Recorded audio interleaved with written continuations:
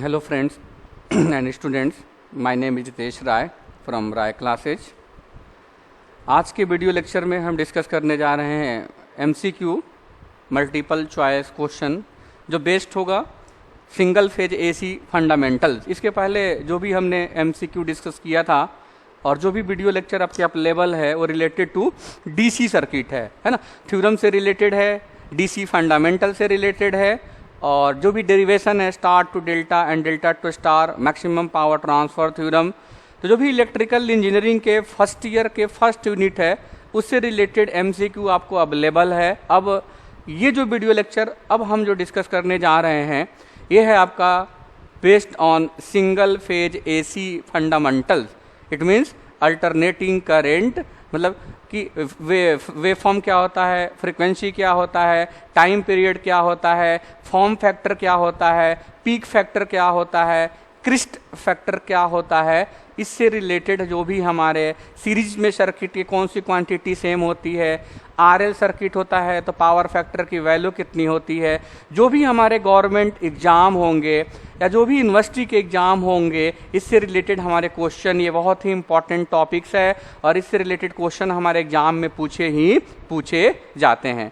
तो आते हैं हम लोग स्टार्ट करते हैं फर्स्ट क्वेश्चन से। फर्स्ट क्वेश्चन है कि which among the following is the correct expression for alternating EMF generated. Okay, पहला इक्वेशन है हमारा, पहला है आपका E equal to 9BLV sine theta, E equal to 8B square LV sine theta, E equal to BLV sine theta, E equal to 4BLV sine theta. तो जो भी expression for हम अल्टरनेटिंग EMF की बात करते हैं तो जो हमारा ये फ्लक्स फाई इक्वल टू होता है B.A, ये दो प्रोडक्ट B मैग्नेटिक फील्ड और A आपका एरिया होता है, इससे हम डिराइव करते हैं, है ना। तो E की जो वैल्यू आती है क्या आती है हमारी 9BLV sine theta, 8B square LV sine theta. तो इसके पीछे का कॉन्सेप्ट होता है, पहले तो जो भी हमारी AC होती है डेवलप होती है उसके लिए दो कंडीशन की रिक्वायरमेंट होनी बहुत ज़रूरी है। एक तो हमारे पास है जो पहला कंडीशन है कि हमारे पास क्या होना चाहिए, कंडक्टर होना चाहिए। फर्स्ट ऑफ ऑल क्या होना चाहिए, कंडक्टर होना चाहिए। सेकंड क्या होना चाहिए हमारे पास क्या होना चाहिए, फील्ड होना चाहिए। जो EMF अल्टरनेटिंग EMF जनरेट करने के लिए ये जो मिनिमम कंडीशन है कि हमारे पास कंडक्टर होना चाहिए, हमारे पास फील्ड होना चाहिए और तीसरी जो इम्पॉर्टेंट कंडीशन है कि इनके बीच मोशन होना चाहिए। या तो हम फील्ड को मूव करा ले, कंडक्टर को स्टेशनरी रख ले, या फिर हम कंडक्टर को मूव करा ले, फील्ड को स्टेशनरी रख लें। हम दोनों को भी मूव करा सकते हैं बट लॉसेज हमारी उस केस में क्या होगी, आपकी ज़्यादा होगी। और हमारा ऑब्जेक्टिव ये होता है इलेक्ट्रिकल इंजीनियरिंग में जब भी पावर को ट्रांसमिट करते हैं, डिस्ट्रीब्यूट करते हैं, यूटिलाइजेशन करते हैं तो जो पर यूनिट कॉस्ट होती है इलेक्ट्रिकल की बहुत ज़्यादा होती है। इसलिए हमारा ऑब्जेक्टिव है कि लॉसेज हमारी मिनिमम हो सो डैट इफ़िशेंसी हमारी क्या होगी, आपकी मैक्सिमम होगी। और जैसे इफ़िशेंसी मैक्सिमम होगी तो हमारा जो कॉस्ट है वो कॉस्ट क्या हो जाएगा, पर यूनिट हमारा क्या होगा, कम होगा और वो हमारा रिसोर्सेज जो होगा हमारे लिए क्या होगा, बेटर होगा। तो अभी तो हम आते हैं कि इसकी इक्वेशन क्या है, तो इसकी एक्सप्लेनेशन डिस्कस करते हैं कि the correct expression for alternating EMF generated equal to E equal to BLV sine theta. जहाँ पे B है हम इस यहाँ से डिराइव करते हैं, B जो होता है मैग्नेटिक फील्ड इंटेंसिटी, L जो होता है length of the each of the parallel conductor side, V जो होता है velocity with which the conductor move and theta जो होता है angle between velocity and length. तो जो हमारा करेक्ट आंसर है आपका क्या है, आपका C जो है, आपका C जो हमारा है C वो क्या है, आपका करेक्ट ऑप्शन है। Okay, next question, what should the इटब in order to get maximum EMF। हमारा जो EMF होगा वो मैक्सिमम किस केस में होगा। तो हम देख रहे हैं कि जो हमारी इक्वेशन है वो है E equal to BLV sine theta. अब रही बात थीटा, हमारा थीटा जो होगा जब मैक्सिमम, मतलब ये जो साइन मैक्सिमम होगा तो हमारा ईएमएफ भी क्या होगा आपका मैक्सिमम होगा। और यदि हम साइन का वेवफॉर्म देखते हैं, साइन का वेवफॉर्म बना करके, तो साइन जो होता है, साइन का जो ग्राफ होता है साइनसोडियल जो ऐसे होता है, अल्टरनेटिंग होता है। ओके, जीरो पे क्या होता है आपका, जीरो होता है।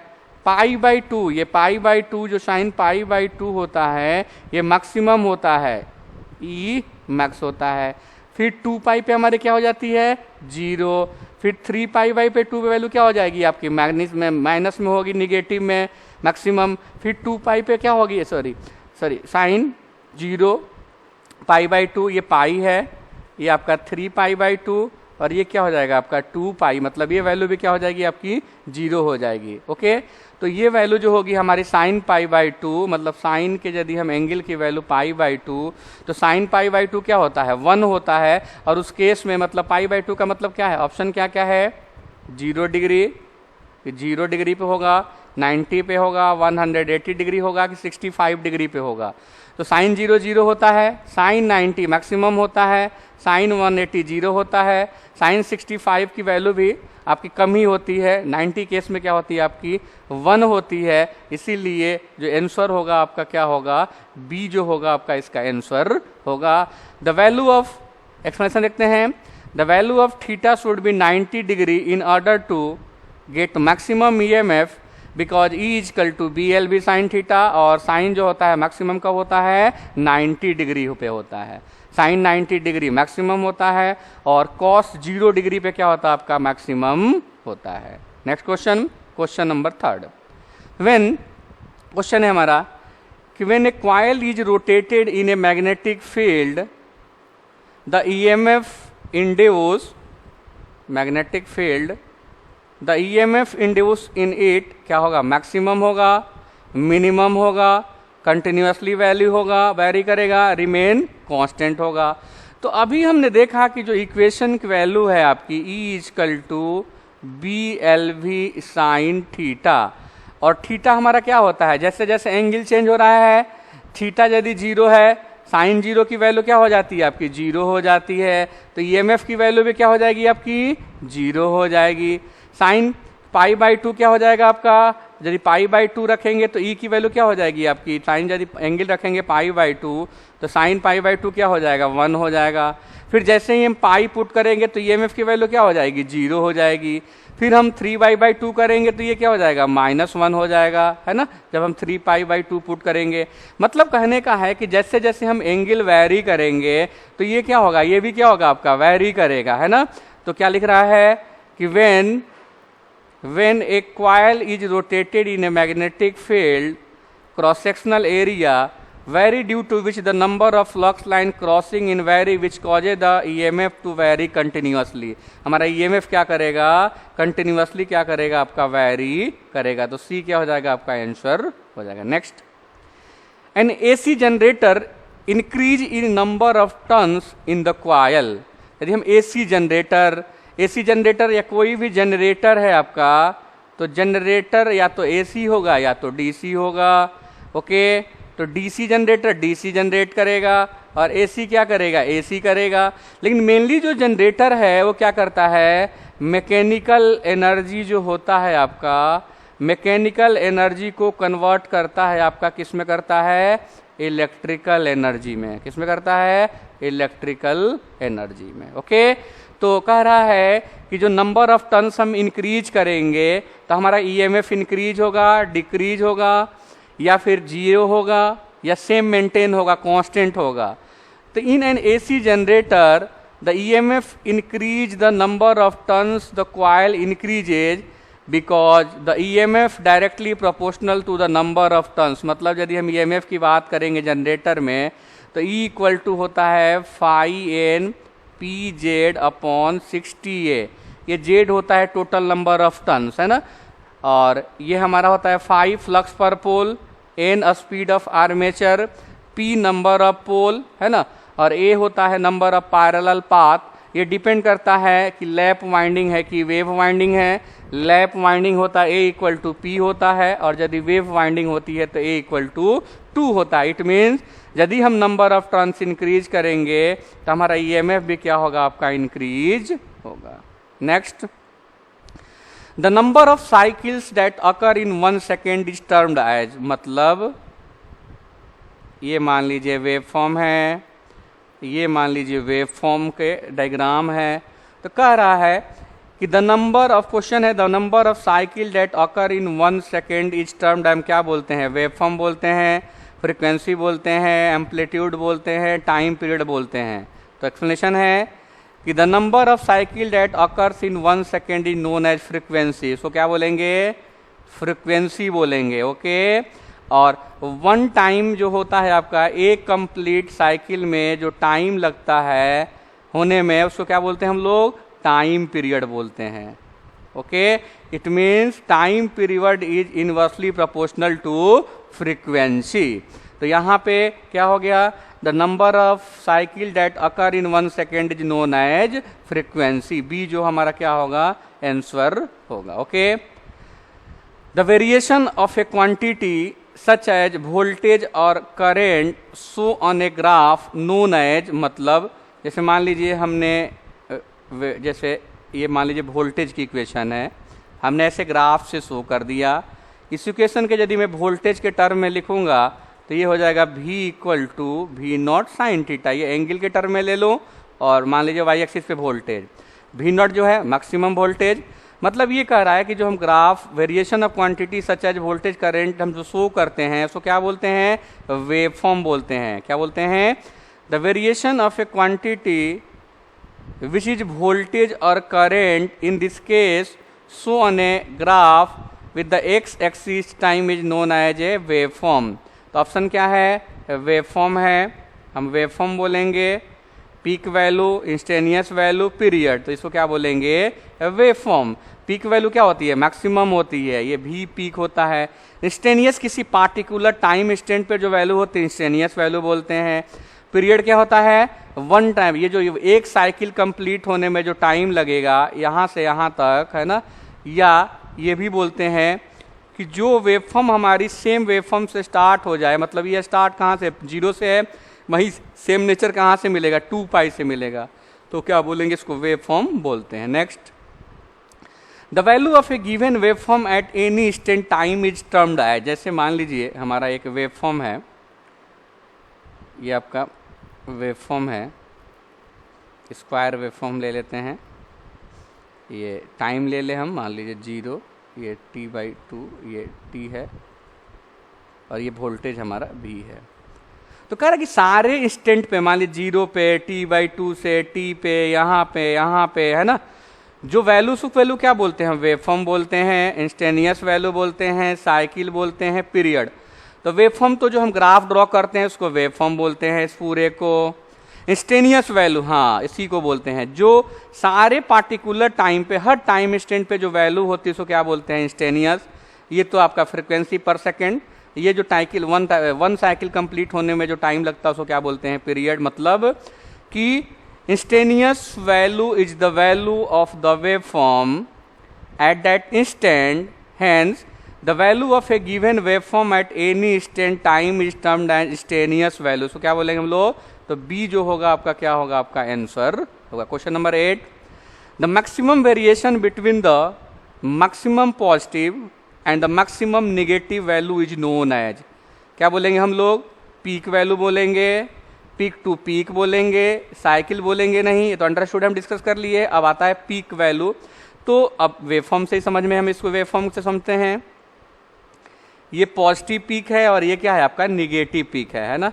ये वाला क्या है आपका, पॉजिटिव पीक है, और ये वाला क्या है, निगेटिव पीक है। तो कह रहा है कि the maximum variation, the maximum positive and the maximum negative value, तो अंडरस्टूड है कि the maximum variation between the maximum positive instantaneous value and the maximum negative instantaneous value is known as peak to peak value, है ना।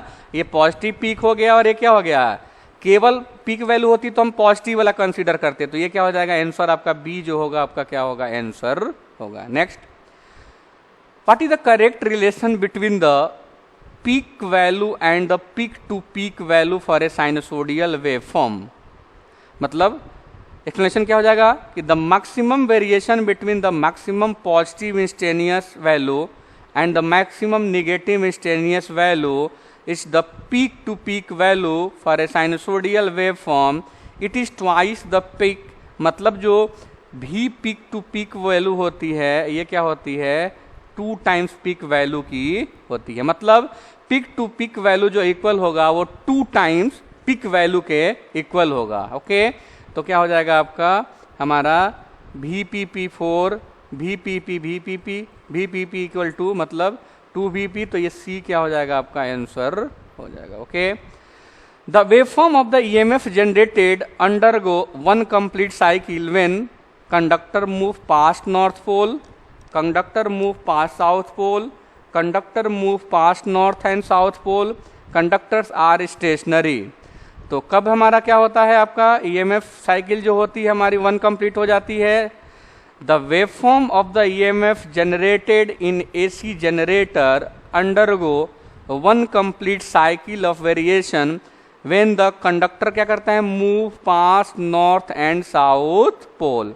तो क्या answer हो जाएगा आपका, आंसर जो होगा आपका जो C होगा आपका क्या हो जाएगा आपका आंसर होगा, मतलब कंडक्टर हमारा जो होगा C जो होगा हमारा आंसर होगा। Next, what will happen to the frequency if the number of revolution increases?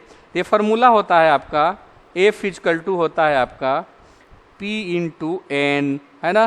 तो यदि N इंक्रीज करेंगे तो अंडरस्टूड है फ्रीक्वेंसी भी क्या हो जाएगा आपका इंक्रीज हो जाएगा। Okay, P number of pole होता है। तो we know that F equal to P into N where therefore n increases, F also increases, in frequency increases, the number of revolution क्या होगा आपका इंक्रीज होगा। तो ऑप्शन क्या है, increase, decrease, remain the same, become 0। तो क्या करेगा आपका फ्रीक्वेंसी क्या होगी आपकी इंक्रीज हो जाएगी। Okay, calculate the frequency if the number of revolution is 300 and the pair pole are 50। तो फॉर्मूला होता है आपका F equal to P into N, और आपको दिया हुआ है पोल 50 है और 300 हो गया, तो ये क्या हो जाएगा 15,000 हर्ट्ज। यदि इसको हम किलो हर्ट्ज में लिखें तो 15 किलो हर्ट्ज। तो ये हो गया आपका ए ऑप्शन है 15, 150, 1500, 150। तो ये क्या हो गया आपका 15 kilohertz. Next, in a sinusoidal wave average current is always RMS current. क्या होगा, greater than, less than, equal to, not related. तो एक्सप्रेशन हो जाएगा कि the average value of current is the sum of all the current divided by the number of current. मतलब जो भी average current निकालते हैं, जैसे I एवरेज तो हम सब निकालते हैं I1 plus I2 plus I3 upon, मतलब सबका डिवाइड कर देंगे, मतलब IN होगा तो IN से क्या कर देंगे, डिवाइड कर देंगे। तो सारी करंट का हमारा डिवीजन एवरेज होता है। और where RMS is the current obtained by squaring all the current value, finding the average and then finding the square root. Hence RMS current is greater than average current. जो RMS greater होगा क्या होगा आपका ज़्यादा होगा compare to average value से। What is the effective value of current? Effective value is known as also RMS value. क्या बोलते हैं इसको, RMS value, root mean square value. Okay, और जो भी हम यूज करते हैं है ना, न्यूमेरिकल्स करते हैं या जो भी ट्रांसमिट करते हैं, डिस्ट्रीब्यूट करते हैं, वो RMS वैल्यू होती है। तो RMS करंट होगा, एवरेज होगा, इंस्टेनियस होगा, टोटल होगा। तो RMS current is also known as the effective current. RMS stand for root mean square. This value of current is obtained by squaring all the current value, finding the average and then finding the square। मतलब formula होता है, यदि मान लीजिए RMS तो current निकालना हो तो I RMS square equal to 1/T integration 0 to T I square into dt। T जो होता है टाइम पीरियड होता है। टाइम पीरियड अभी हमने पढ़ा कि time taken to complete one cycle is known as time period. तो इस फॉर्मूले से हम लोग क्या करेंगे, आरएमएस वैल्यू फाइंड आउट कर लेंगे। तो यहाँ पे क्या हो जाएगा आपका ए जो होगा आपका वहीं क्या हो जाएगा आपका आंसर होगा। Next question number 15, A rectangular wave average current is RMS current, क्या होगा, ग्रेटर देन होगा, लेस देन होगा, इक्वल टू होगा, नॉट रिलेटेड होगा। तो the RMS value is greater then the average except for a rectangular wave in which the heating effect remain constant so that the average and RMS value are the same। जब हम rectangular waveform का RMS और average value दोनों निकालते हैं, है ना, उस केस में आई एवरेज जो होता है हमारा, मतलब करंट की बात करेंगे तो आई RMS के बराबर होता है, या EMF कर कैलकुलेट करें ई एवरेज तो क्या हो जाएगा, ई RMS के इक्वल होता है। Okay, thank you very much. Next और जो नेक्स्ट वीडियो होगा उसमें इसके आगे के आपके क्वेश्चंस मिलेंगे। यदि मेरे चैनल आपको अच्छा लग रहा है, समझ में आ रहा है, तो आपको प्लीज़ लाइक एंड सब्सक्राइब कर